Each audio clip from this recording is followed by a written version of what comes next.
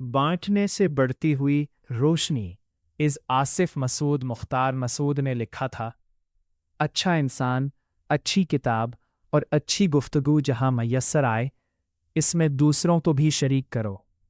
उनसे तन्हा फ़ायदा उठाना कम ज़र्फ़ी की दलील है। ये चंद लफ्ज़ बज़ाहिर एक सादा नसीहत महसूस होते हैं, लेकिन दरहकीकत इंसानी तहज़ीब, इल्म, अखलाक और माशरत के पूरे फ़लसफ़े को अपने अंदर समोए हुए हैं। इंसान की असल अज़मत सिर्फ़ ये नहीं कि वो ख़ुद अच्छा हो, अच्छी किताबें पढ़ ले या दानिशमंदाना गुफ्तगू से लुत्फ़अंदोज़ हो। असल अज़मत यह है कि वो इस खैर को दूसरों तक मुंतकिल करे।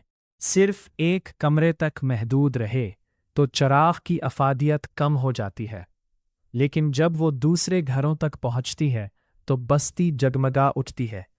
यही हाल अच्छे इंसानों, अच्छी किताबों और अच्छी सोहबतों का है। ये नेमतें अगर सिर्फ़ ज़ात तक महदूद रह जाए तो उनका हुस्न अधूरा रह जाता है। ज़िंदगी में बाज़ लोग ऐसे मिलते हैं जिनके चंद जुमले बरसों तक दिल में चराग़ की तरह रोशन रहते हैं।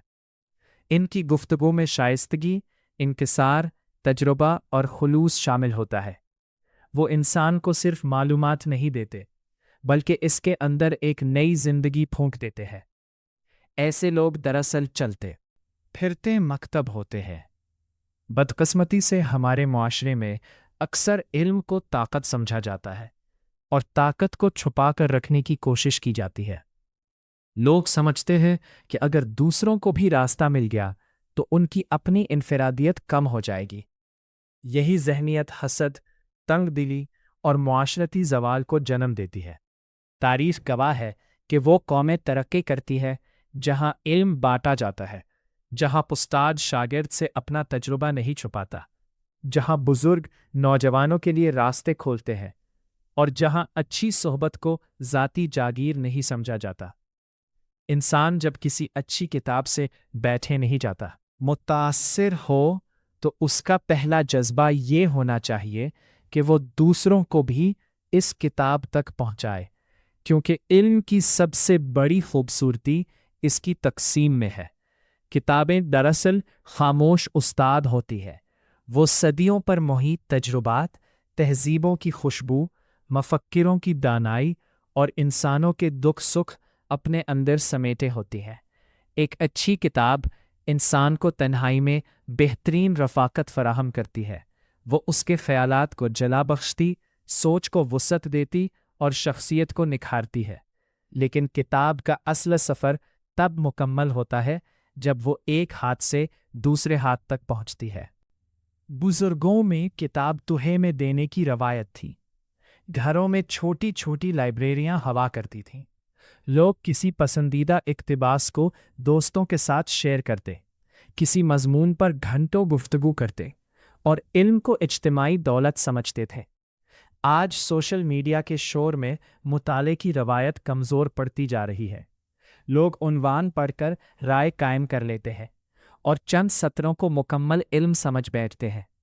ऐसे माहौल में अगर कोई शख्स अच्छी किताब की तरफ रहनुमाई करता है तो वो दरअसल ज़हनी व रूहानी खिदमत अंजाम देता है।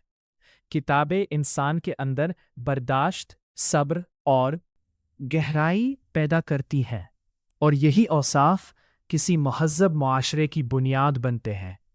अच्छी गुफ्तगू भी एक नेमत है।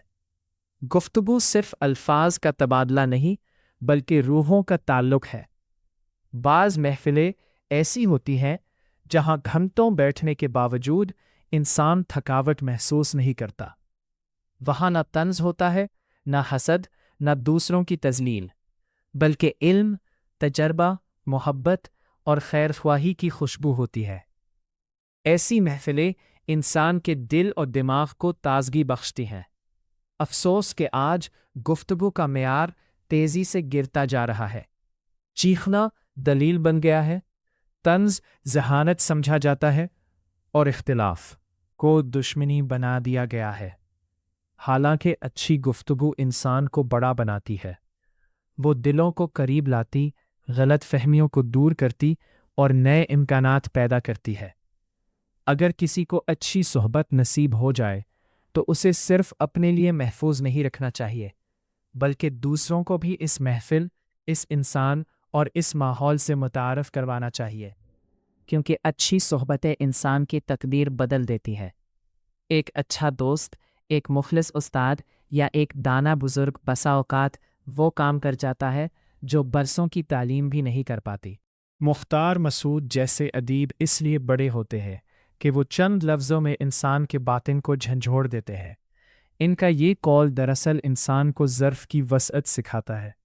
کم ظرف انسان ہمیشہ نعمتوں کو قید کرنے کی کوشش کرتا ہے۔ وہ چاہتا ہے کہ اچھا ماحول صرف اسے میسر رہے، اچھی معلومات صرف اس کے پاس ہوں اور اچھی شخصیات تک رسائی صرف اس کی ہو۔